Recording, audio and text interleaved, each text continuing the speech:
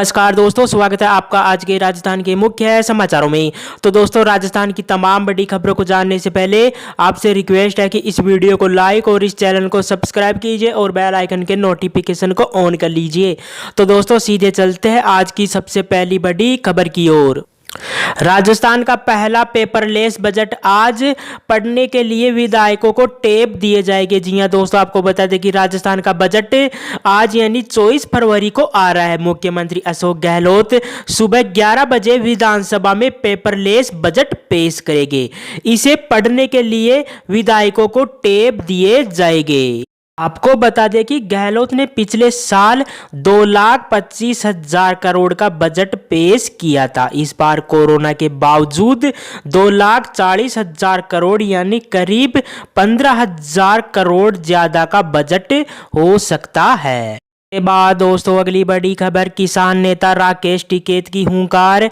चूरू में महापंचायत में बोले, बरसात के मौसम में भी आंदोलन चलेगा, हल चलाने वाला अब हाथ नहीं जोड़ेगा। जी हां दोस्तों, आपको बता दें कि भारतीय किसान यूनियन के प्रवक्ता राकेश टिकैत ने मंगलवार को चूरू के सरदार शहर में महापंचायत को संबोधित किया।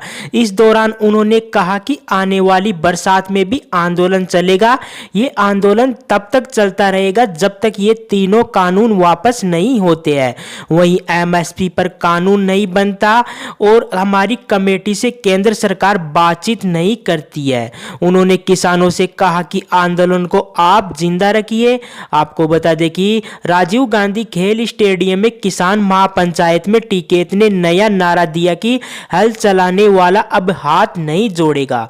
उन्होंने किसानों से कहा कि किसी भी अधिकारी के सामने जाओ तो यही नारा लगाना है। इस दौरान मंच पर कांग्रेस विधायक कृष्णा पूनिया भी मौजूद रहे।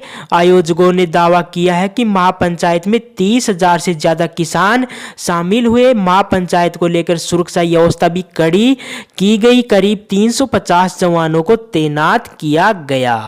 के बाद दोस्तों, अगली बड़ी खबर। मई खानों की बोली रोकी, आवेदकों की संख्या कम देख विभाग ने नीलामी की स्थगित।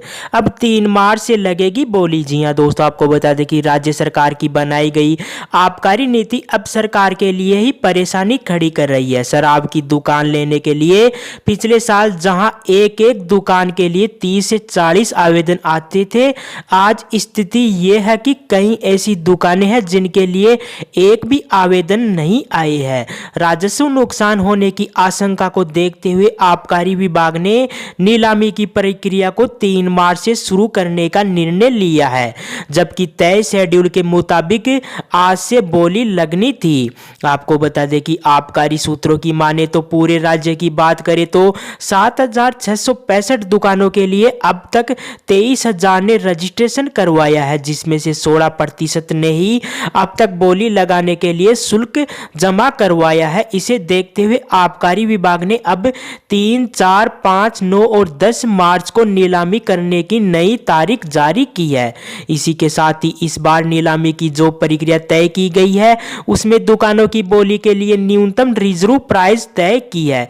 पूरे राज्य की बात करें तो सबसे ज्यादा रिजर्व प्राइस डूंगरपुर जिले के खजूरी क्षेत्र की दुकान के लिए निर्धारित 18,99,33,000 रुपए है। इसके अलावा दूसरी सबसे महंगी दुकान भी इसी जिले की बिच्छीवाड़ी क्षेत्र की है, जिसकी न्यूनतम रिजर्व प्राइस 10,15,00,000 रुपए रखी है।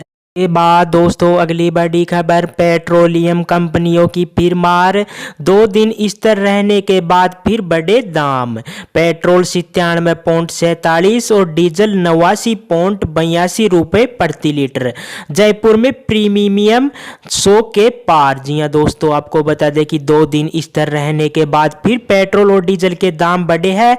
जयपुर समेत पूरे राज्य में पेट्रोलियम कंपनियों ने पेट्रोल 37 पैसे और डीजल 38 पैसे प्रति लीटर बढ़ा दिया है। इसके साथ ही जयपुर में पेट्रोल 97.47 रुपये प्रति लीटर हो गया है और डीजल 89.82 रुपये प्रति लीटर हो गया है। इसके अलावा प्रीमियम पेट्रोल जयपुर में भी 100 रुपये प्रति लीटर के पार हो गया है। यहाँ पेट्रोल 100.25 रुपये और डीजल 93.49 रुपये प्रति लीटर हो गई है। इसके अलावा गंगानगर में सामान्य पेट्रोल की कीमत लगातार 100 रुपये के पार बनी हुई है। मंगलवार को यह कीमत 101.59 रुपये प्रति लीटर हो गई है। पेट्रोलियम कंपनियों ने लगातार 13 दिन तक पेट्रोल की दरों में बढ़ोतरी के बाद 2 दिन शांति दिखाई थी। इसके बाद मंगलवार को फिर बढ़ा दिए। वहीं राज्य सरकार केंद्र सरकार को पेट्रोल व डीजल में एक्साइज ड्यूटी कम करने की मांग कर रही है, जबकि प्रदेश की जनता राज्य सरकार से वेट कम करने की मांग कर रही है। दोनों ही वजह से भाव आसमान छू गए हैं।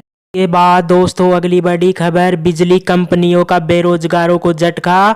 2370 विभिन्न पदों पर निकाली भर्ती के लिए परीक्षा शुल्क 1400 से 16 रुपये। आज से भरे जाएंगे आवेदन। जी हां दोस्तों, आपको बता दें कि राजस्थान में बिजली कंपनियों में निकाली 2370 विभिन्न पदों पर सीधी भर्ती के लिए एग्जाम देना बेरोजगारों को इस बार महंगा पड़ेगा। बिजली विभाग ने इन पदों पर आवेदन के लिए 1400 रुपये से लेकर 1600 रुपये की एग्जाम फीस निर्धारित की है। सामान्य तौर पर Rajasthan public service commission RPSC कर्मचारी चयन बोर्ड सहित अन्य विभागों में एजेंसियों से कराई जाने वाली भर्ती के लिए 300 से लेकर अधिकतम 700 रुपए तक लिए जाते हैं। वहीं इन पांचों कंपनियों में निकाली गई भर्ती में अलग अलग समय में आवेदन मांगे गए हैं। आपको बता दें कि 1075 पदों पर भर्ती के लिए आवेदन प्रक्रिया 24 फरवरी से शुरू होगी, जो 16 मार्च तक भरे जाएंगे। इनमें सहायक अभियंता एईएन, कनिष्ठ अभियंता जेईएन और कनिष्ठ रसायनज्ञ, जूनियर केमिस्ट, सूचना सहायक, लेखाधिकारी और कार्मिक अधिकारी के कुल 1075 पद है। इसके अलावा सहायक कार्मिक अधिकारी, कनिष्ठ विधि अधिकारी, कनिष्ठ लेखाकार, स्टेनोग्राफर और कनिष्ठ सहायक वाणिज्यिक सहायक द्वितीय के कुल 1295 पदों पर भर्ती के लिए 2 मार्च से 22 मार्च तक आवेदन किए जाएंगे। इन सभी पदों के लिए एग्जाम ऑनलाइन करवाए जाएंगे। अभ्यर्थी के लिए आयु सीमा 21 से 40 साल रखी गई है। अलग अलग पोस्ट के अनुसार शैक्षणिक योग्यता भी अलग अलग रखी गई है। के बाद दोस्तों अगली बड़ी खबर, कोरोना पर सीएम की ही आदत। गहलोत ने कहा सावधानी और नियमों का पालन करें, वरना पिछले साल जैसे हालात दोबारा बन सकते हैं। जी हां दोस्तों, आपको बता दें कि राज्य में भले ही कोरोना के केसों में कमी आ गई हो, लेकिन अब भी सावधानी बरतने की जरूरत है। पिछले कुछ दिनों से केरल, महाराष्ट्र और अब मध्य प्रदेश में नए स्ट्रेन के केस मिलने और संक्रमितों की संख्या में तेजी से इजाफा होना शुरू हो गया है। इसे देखते हुए मुख्यमंत्री अशोक गहलोत ने प्रदेश की जनता को अलर्ट किया है।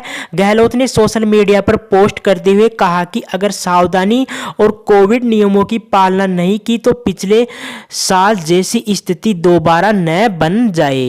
मुख्यमंत्री अशोक गहलोत ने कहा कि महाराष्ट्र, केरल और मध्य प्रदेश में कोरोना के मामले तेजी से बढ़ रहे हैं। देश में कोरोना के यूके स्ट्रेन के अलावा दक्षिण अफ्रीका और ब्राजील से आए नए स्ट्रेन भी मिले हैं। पिछले साल इसी समय पर देश में कोरोना के मामले बढ़ना शुरू हुए थे। केरल के बाद राजस्थान आए विदेशी पर्यटक संक्रमित हुए थे और देखते देखते लाखों करोड़ों लोग संक्रमित हो गए। अब तक 1,56,000 से अधिक लोगों की जान कोरोना से चली गई है। इसके साथ सीएम ने कहा कि यह वक्त बेहद सावधानी रखने का है। आप सभी के सहयोग से अभी तक राजस्थान में कोरोना महामारी काबू में है, लेकिन पूरी तरह सावधानी बरतने की आवश्यकता है। कोविड प्रोटोकॉल का पालन करें एवं कोई भी लक्षण दिखने पर खुद को आइसोलेट कर अपना कोविड टेस्ट करवाएं। थोड़ी सी लापरवाही सभी के लिए परेशानी का कारण बन सकती